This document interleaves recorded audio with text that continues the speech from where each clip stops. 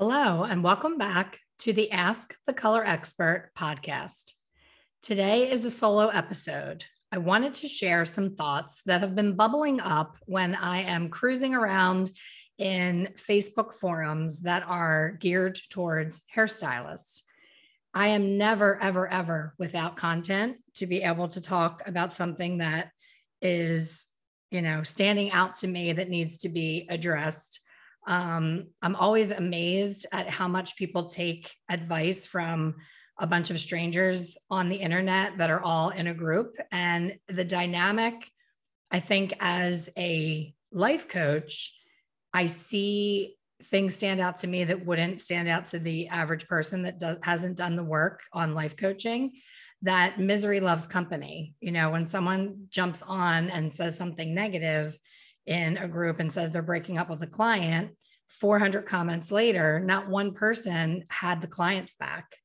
Everyone has the hairstylist back. And when I read the situation that they were upset about, it was 1,000% clear that the client was right and the stylist was wrong. So I am all for setting boundaries. I am all for, not letting people disrespect you or disrespect your time. But I think the pendulum has swung so much farther to the opposite side of, if a client doesn't hug you, kiss you, and tip you 100% on her service, you're over her and you want to break up with her. So it's concerning to me because we were all raised in the customer's always right, and you have to do everything you can because we know how expensive it is to attain one brand new client.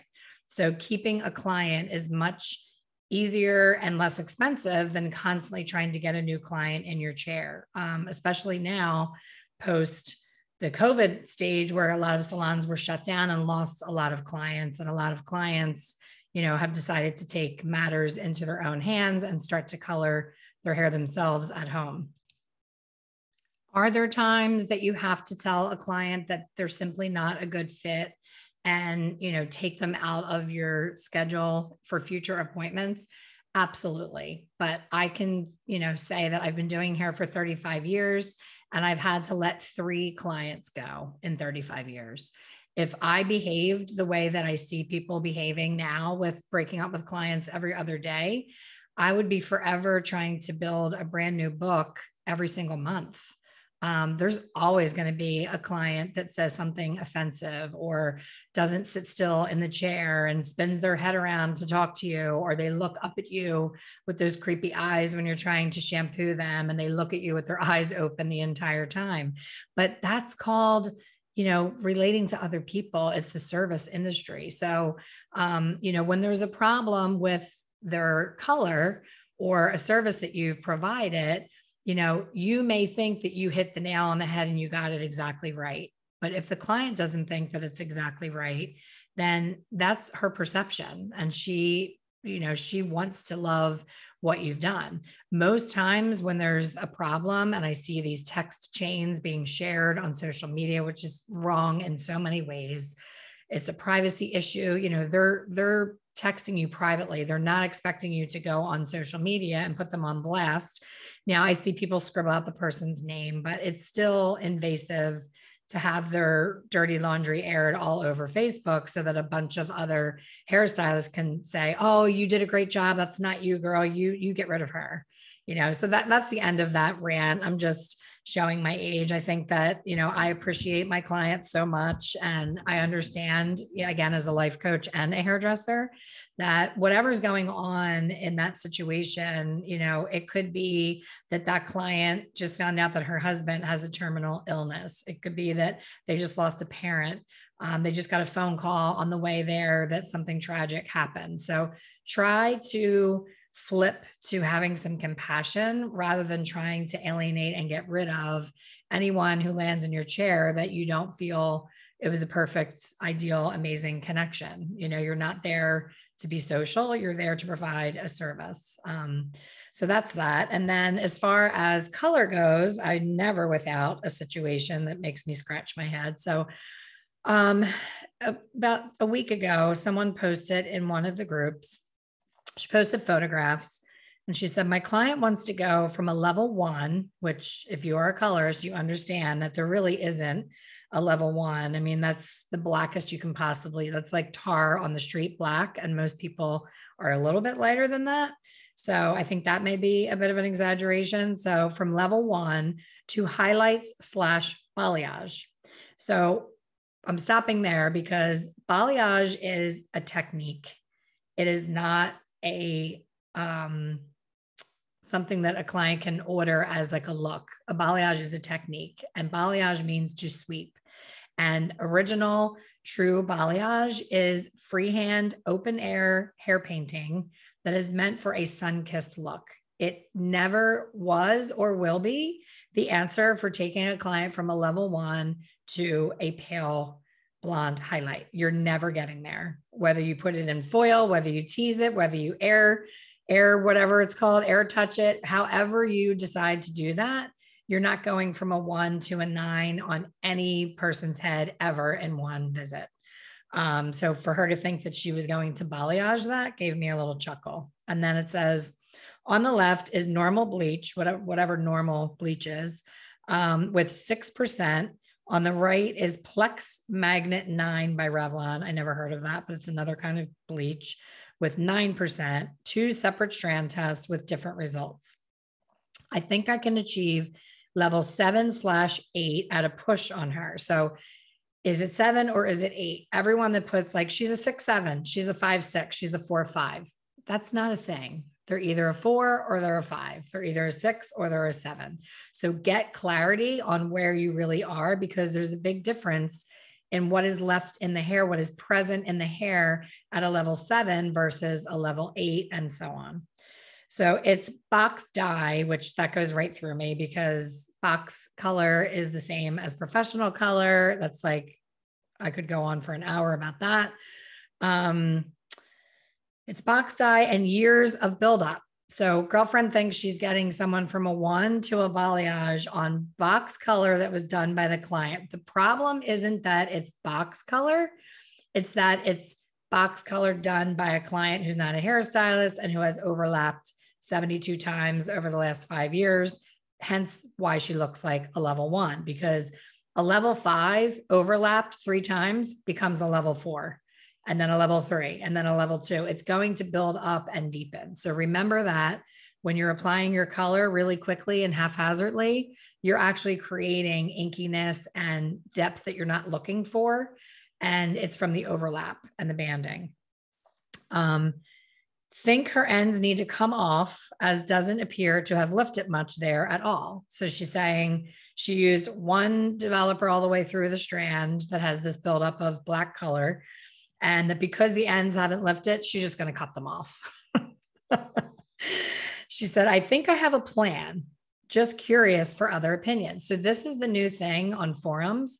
When someone feels like they've asked a big question and they really have no idea what they're doing, that if they say, I have a plan, I'm just checking in with you to see if you agree. That's them saying, I don't want people coming at me saying, how could you ask this silly question? You know, how long have you been doing hair? So that's a new defense mechanism.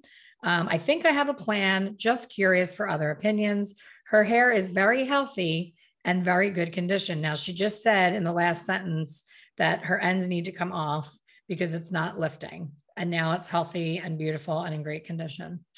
I'm not convinced, this is my favorite line, I'm not convinced it's a color correction. What do you think? Now I'm laughing because as a passionate colorist, this is my entertainment. Nobody in my family or at a dinner party would find this funny in any way. But to me, all of the red flags, I'm dropping red flags every paragraph. I'm like, red flag, red flag, red flag, red flag is this person is not highly educated in corrective color. So that's why she's saying, I'm not convinced it's a color correction. How on God's green earth can you say that taking someone from box black repetitive application for years and years of buildup to a blonde is not a corrective situation? So I would love to meet this person and have a little sit down conversation about where that came from. So she was not convinced. And then, you know, she got a million trillion answers from people that, were in her wheelhouse of like, you're awesome. You've got this, you can do it, it'll be easy. And I'm just like, oh my gosh, I visualize what is going to happen when she does that client. So first of all, you never tell a client they can go from a 1 to a balayage, whatever that means, look, a noticeable, visible highlight. You're going to get to screaming Blonald McDonald at best. And that's the conversation you have to have with the client. So when someone is a 1, especially if they are a kitchen beautician and doing it themselves, we have a very long, in-depth consultation about how much buildup is on the hair and how nothing is going to happen overnight. And we do a strand test, which she did her strand test. I'll give her that. But you need to show the client what, cut a piece of hair out of their head, take one from the back, just a skinny little piece. It doesn't have to be a hunk, just like that.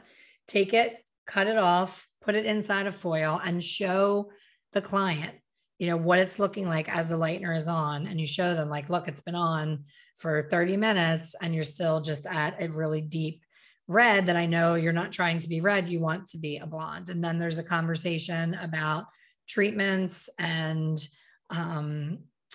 to take things out of the hair. There's a conversation about color removers, about corrective color, about the timeline of what it would really take to get them from where they are to where they want to be.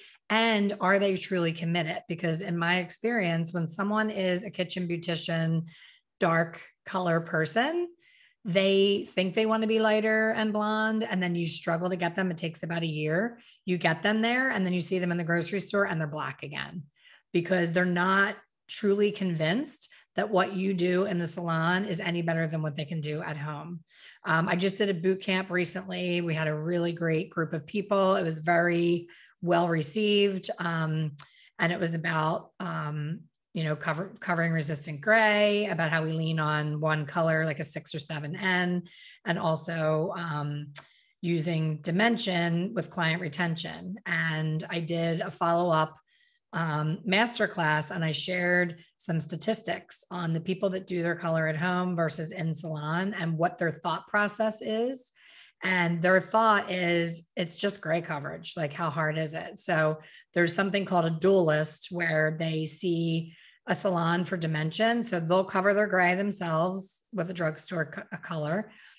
They take care of covering the gray, and then they see their stylist for dimension. So we need to not shame that client. We need to welcome them with open arms and say, let's educate them. They're never coming to you for that single process. It's not like you're teaching them something and taking something away from yourself or from another salon. They're an at-home client. They're that person that's going to do it themselves no matter what, and be happy that she's coming for her haircut and her dimension. So instead of shaming and saying, ew, you use the box color and there's, minerals in there that are going to make your hair fall out. And there's, everybody has these stories about what's in box color. And I know for sure from being in the industry for 35 years and meeting many chemists that the at-home hair color market, their product is very similar to what we use behind the chair, minus some extra conditioning ingredients, as well as the how-to mix colors together and apply it in a professional way. So when something goes wrong with quote box color, it is user error. It's not product error. I've used a box on experiments for my monthly membership, and the color covers as well or better. You don't have to be as precise with the application because they know that the person applying it isn't going to be taking skinny, tiny little sections.